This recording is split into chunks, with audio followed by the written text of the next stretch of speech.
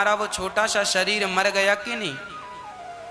लड़कपन मरा तो जवानी मिली, जवानी का शरीर मरेगा तो बुढ़ापे का शरीर मिल जाएगा। आपका शरीर बदलता है कि नहीं? इसका मतलब आज जो आप हैं, आज से 10 साल पहले जो थे वो आकार, वो स्वरूप आपका मर ही तो गया। हमारे शरीर के कितने सेल्स रोज नए बनते हैं, कितने मिटते हैं, साइंस भी कहता है। तात्पर्य यही हुआ, मृत्यु क्या है?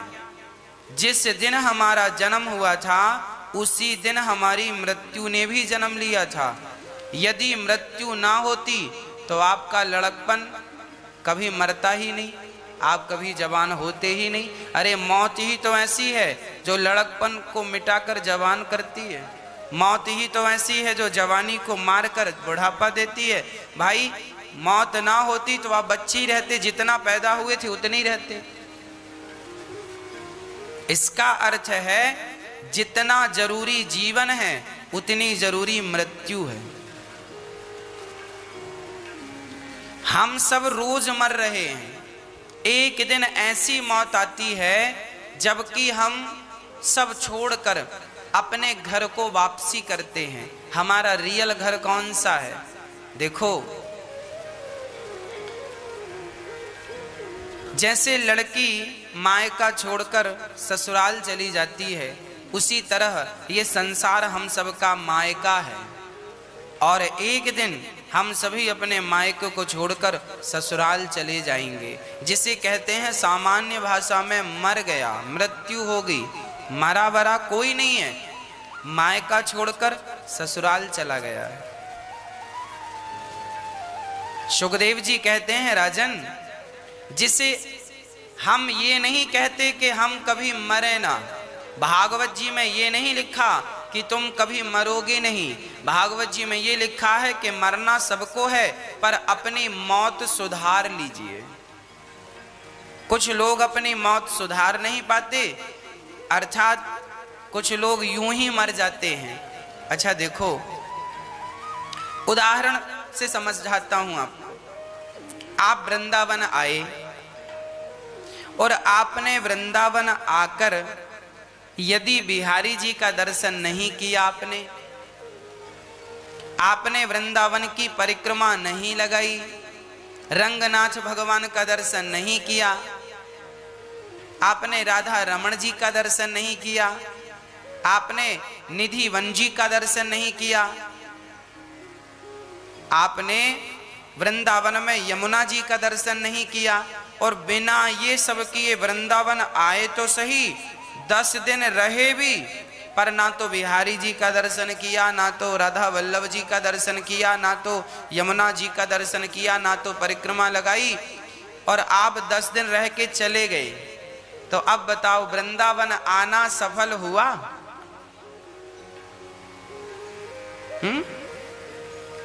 भाई वृंदावन आए थे तो कुछ ना देखते, पर बिहारी जी के चरण तो देख लेते, बिहारी जी का दर्शन तो कर लेते। वृंदावन आना तब सफल होता है जब बिहारी जी का दर्शन हो जाए, राधा रमण जी का दर्शन हो जाए, राधा वल्लभ जी का दर्शन हो जाए। हाँ, गोविंद देव जी का दर्शन हो जाए, तब सफल होता है। यमुना जी का दर्शन हो जाए, तब वृंदावन आना सफल होता है। मतलब आपने ये दर्शन कर लिए तो आपका वृंदावन आना सफल है। आप आनंद के साथ घर वापस जाएंगे कि चलो बिहारी जी का दर्शन हो गया। उसी प्रकार जीवन मिला है तो मौत सुधार लो, आत्म कल्याण कर लो, नहीं तो बिना मौत सुधारे, मृत्यु सुधारे, बिना आत्म कल्याण किए मर गए तो वैसी हालत है जैसे वृंदावन आके बिहारी जी का दर्शन किए बिना वापसी हो गई, तो पश्चाताप एक गिलानी बनी रहेगी, क्यों नहीं किया। ये मानव का तन कुछ जानने, कुछ पहचानने को मिला है। मरने से बचेगा कोई नहीं, मरेंगे सब, पर जानकार लोग अपनी मौत को सुधारने में लग जाते हैं। मृत्यु भी एक उत्सव बन जाती है। हाँ, जो जानकार होते हैं जान लेते हैं मेरा जन्म क्यों हुआ है। मेरी देखिए, ये दास अनिरुद्ध आपके सामने है। मुझे पता चल गया है कि मेरा जन्म क्यों हुआ है और जिस लिए हुआ है मैं वही कर रहा हूं। आपको पता चल गया है सो आप करने लग जाओ, नहीं चला तो पता लगा लो। मेरा जन्म हुआ है परमार्थ के लिए, मेरा जन्म हुआ है वृद्ध माताओं की सेवा के लिए, गौ माता की सेवा के लिए और आपको कथा सुनाने के लिए, भक्ति के पथ पर चलाने के लिए। ये मेरे जन्म का उद्देश्य है, मैं वही उद्देश्य पूरा कर रहा हूं। अब आपका उद्देश्य क्या है जन्म लेने का, आप समझ लो। इस धरती में आने का उद्देश्य क्या है, क्यों आए हो आप, आने का हेतु क्या है? खाया, सोया, बच्चे पैदा किया, बस। आज लोग ये 3 काम ही करते हैं, खाते हैं, सोते हैं, बच्चे पैदा करते हैं। ये 3 काम तो पशु और पक्षी भी बढ़िया से कर रहे हैं। पशु भी खाता है, पक्षी भी खाता है, आप भी खाते हैं। पशु पक्षी भी सोता है, आप भी सोते हैं। देखो बराबर है ना दोनों काम। बच्चे पैदा करना कुत्ता बिल्ली भी जानते हैं और आप भी जानते हैं। आप भी ये 3 काम ही करते रहे और पशु पक्षी भी ये 3 काम करते रहे, तो बताओ फिर आपका मनुष्य बनने का अर्थ क्या? यदि 3 काम ही करने थे तो ये 3 काम तो बंदर भी करता है, सोता है, खाता है, बच्चे पैदा करता है। ये 3 काम तो गधे भी करते हैं, ये 3 काम चींटी भी करती है, ये 3 काम मछली भी करती है। ये 3 काम इस सृष्टि में ऐसा कोई नहीं है जो ना करता हो, सब ये 3 काम करते हैं, खाना, सोना और बच्चे पैदा करना। एक मनुष्य ऐसा है जो इन 3 के अतिरिक्त भी कुछ कर सकता है। हम क्या कर सकते हैं? हम खा सकते हैं, सो सकते हैं, बच्चे पैदा कर सकते हैं, ये सब ठीक है। पर एक और भी काम है, हम अपने तन से, हम अपने शरीर से उस परम पिता परमात्मा का पता लगा सकते हैं जिस परमात्मा ने हमें बनाया है, हमें रचा है। हम उस तक वापस जा सकते हैं जहां से आए थे। हम भटक गए हैं संसार के मेले में, हमारे माँ का हाथ छूट गया है। माँ कौन? त्वमेव माता च पिता त्वमेव, माता रामो मत पिता रामचंद्र। भगवान से हाथ छूट जाने से हम दर दर की ठोकर खा रहे हैं। तो आज मनुष्य का तन मिला है तो अपनी माँ का पता लगाकर अपनी माँ के पास चले जाओ, अर्थात परमात्मा को पालो। नहीं तो 84 के चक्कर में घूमते रह जाओगे, खाना, सोना, बच्चे पैदा करना यही करते रहोगे। इसलिए ये मनुष्य का तन बहुत कीमती है, अनमोल है। शायद आपको पता नहीं है कि आपके पास क्या है। जितनी कीमत पारस मणि की होती है, आज इंग्लैंड में एक हीरा रखा हुआ है, पहले हमारे भारत में था। वो हीरा, क्या नाम है उस हीरे का? हाँ, वो हीरा इतना कीमती है, इतना कीमती है कि कई देश खरीदे जा सकते हैं उस एक हीरे की, इतनी कीमत है। अनमोल है वो हीरा।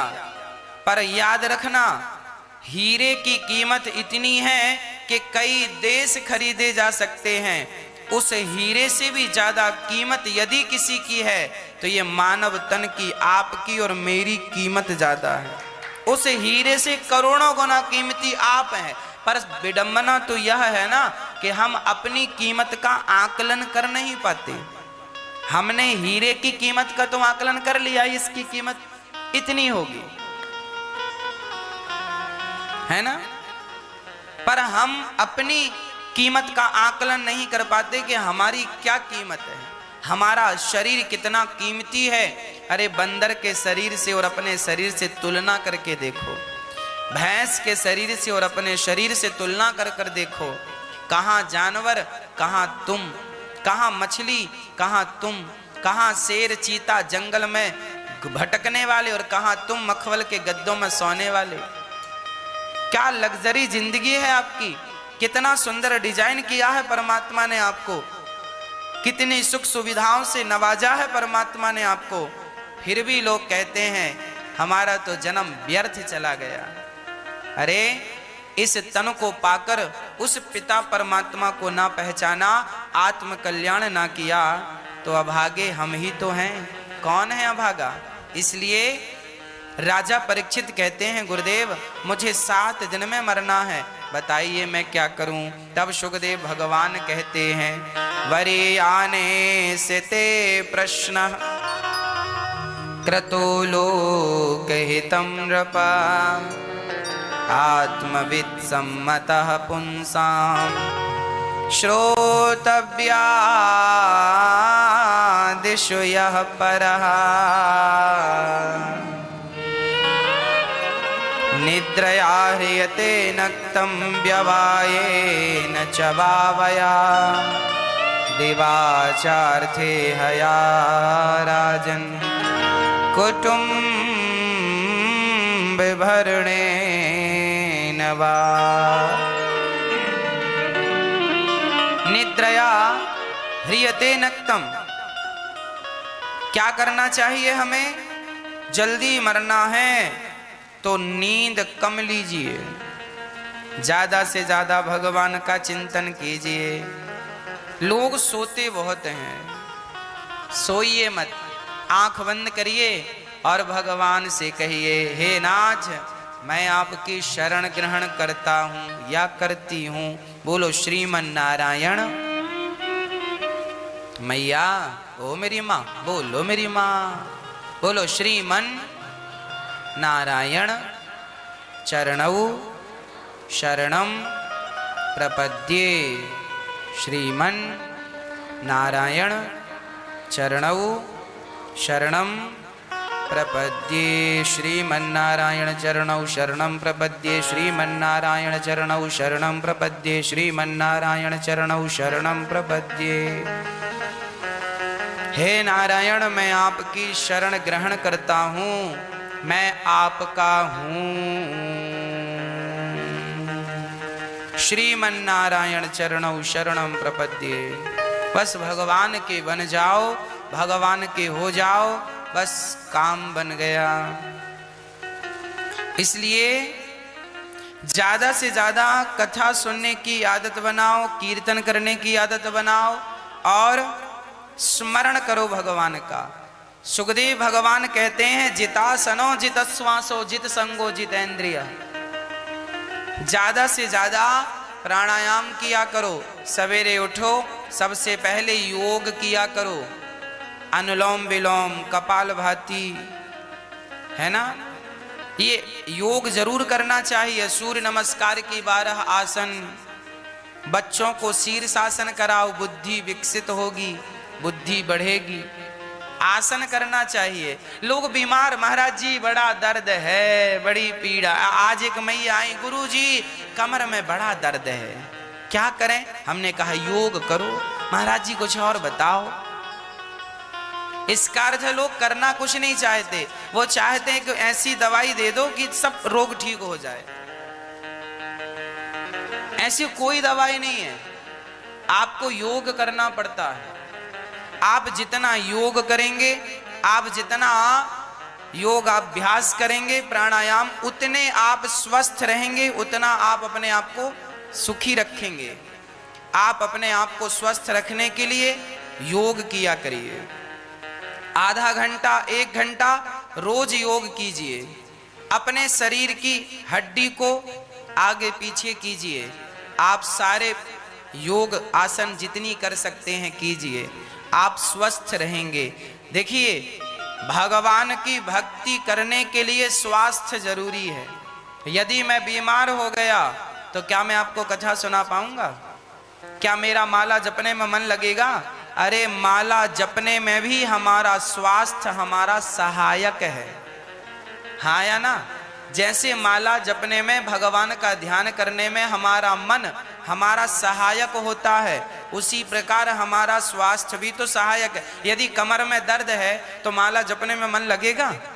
सिर में दर्द है तो भजन में मन लगेगा? पूरा ध्यान दर्द में ही पड़ा रहेगा, दर्द है दर्द है दर्द। इसलिए आपको शरीर में कोई दर्द नहीं होना चाहिए। जब तक जियो निरोगी काया लेकर जियो। शरीर निरोग रहे, उसके लिए आपको आधा घंटा 1 घंटे का समय निकालना पड़ेगा और आपको योग करना पड़ेगा, प्राणायाम कीजिए। अब हमने नियम बना लिया है, अपनी वृद्ध माताओं को भी योग कराते हैं, सभी माताओं को।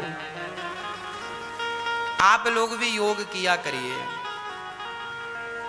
ताकि स्वास्थ्य आपका अच्छा रहे, स्वास्थ्य से लापरवाही नहीं।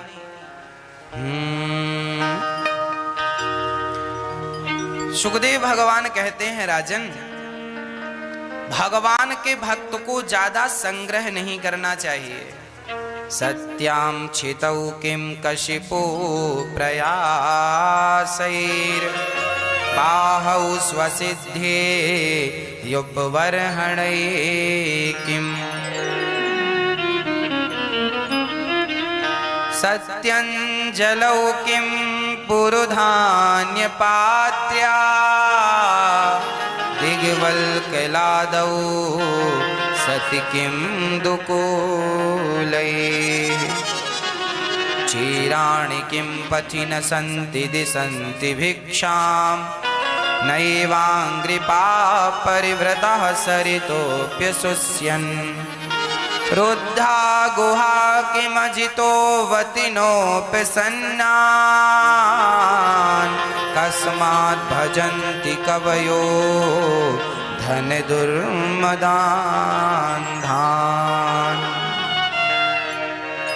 ज्यादा हाय हाय करना मतलब दुख को आमंत्रित करना। राम इतना दीजिए जामे कुटुंब समाए और मैं भी भूखा ना रहूं, कोई साधु ना भूखा जाए। हे विधाता, इतना ही देना कि आपका भोग लगा सकूं रोज आपको, और आपके कोई भक्त घर में आ जाएं अतिथि के रूप में, तो इस दास के घर से वो भूखे ना जाएं। प्रभु बस इतनी कृपा बनाए रखना। 2 रोटी हम खाते रहें, परिवार खाता रहे, और आपका कोई भगत अतिथि के रूप में आ जाए तो वो भी भूखा नहीं जाए। ज्यादा हाय हाय, ज्यादा परेशान होने से कोई फायदा नहीं। संग्रह परिग्रह में नहीं उलझना चाहिए। ज्यादा धन मौत को आमंत्रित करता है, ज्यादा धनी व्यक्ति परेशान होता है। आपको पता है, जरूरत से ज्यादा। अच्छा चलो उदाहरण से समझाता हूं आपको, सब चीज उदाहरण से समझ में आती है। आपके पर्स में यदि 500 रुपए पड़े हैं तो आपको कोई फिक्र नहीं है, और आपके पर्स में यदि 1 लाख रुपए हैं तो आप कथा सुनेंगे और थोड़ी थोड़ी देर में अपना पर्स उठा के अपने छाती से लगाएंगे ऐसे। थोड़ी देर के लिए भी आपकी नजरों से हट गया, कहां? हाँ, आपके पॉकेट में 1 लाख रुपए हो और स्टेशन में आपकी ट्रेन 5 घंटे लेट हो तो आप बड़े परेशान हो जाएंगे। आपको डर लगेगा, रात है और आपको डर लगेगा कहीं ये पर्स कोई, फिर आप तो और कस के दबा के पड़े हैं। आपका बस नहीं चले, नहीं तो पेट में डाल दें आप। और आपके पर्स में पैसे नहीं है, 500 रुपए हैं, 1500 हैं, तो कोई फर्क नहीं, कोई ले जाएगा तो 1000 जाएगा। हाँ, टेंशन कब होती है? ज्यादा पैसे होते हैं तब, या पैसे नहीं होते तब। सिंपल है।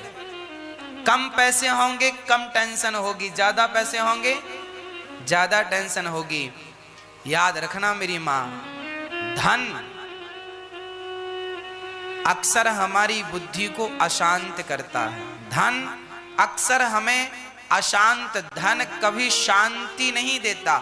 लोग कहते हैं पैसा आ जाएगा तो शांति मिलेगी। आप कमा के देख लो, आप पहले कम पैसा कमाते थे तो ज्यादा सुखी थे, अब ज्यादा कमाने लगे हैं तो और परेशान रहने लग गए हैं। क्यों? क्योंकि धन में शांति नहीं। आपको लगता है धन में शांति है ना, धन आए अच्छी बात है, धन कमाओ अच्छी बात है, आपके पास करोड़ों रुपए हों, मेरी ये प्रार्थना है भगवान से, आप हों करोड़पति, परंतु जब धन आए तो आपकी जिम्मेदारी होती है कि विधाता ने धन दिया है तो धर्म से जोड़ दो धन को। धर्म नहीं करोगे तो वह धन आपकी बुद्धि भ्रष्ट कर देगा, आपकी शांति समाप्त हो जाएगी। धन आवे तो धर्म करने लग जाओ, नहीं तो धन के दोष भी बहुत होते हैं। धन आता है ना, अकेला नहीं आता, धन आता है तो अहंकार को साथ लेकर आता है, विषय और वासनाओं को साथ लेकर आता है, शुरा और सुंदरी को साथ लेकर आता है। धन जब आता है तो धनी व्यक्ति नशेड़ी हो जाते हैं, नशा करने लगते हैं। कोई शराब का नशा, कोई चरस का नशा, कोई जितना बड़ा आदमी होगा उतने महंगे नशा करेगा। तो धन आया और आपने अपने आप को भगवान से नहीं जोड़ा, आध्यात्म से नहीं जोड़ा, तो वो आपका धन आपको गलत लोगों से जोड़ देगा और वो धन धीरे धीरे समाप्त हो जाएगा। सुरा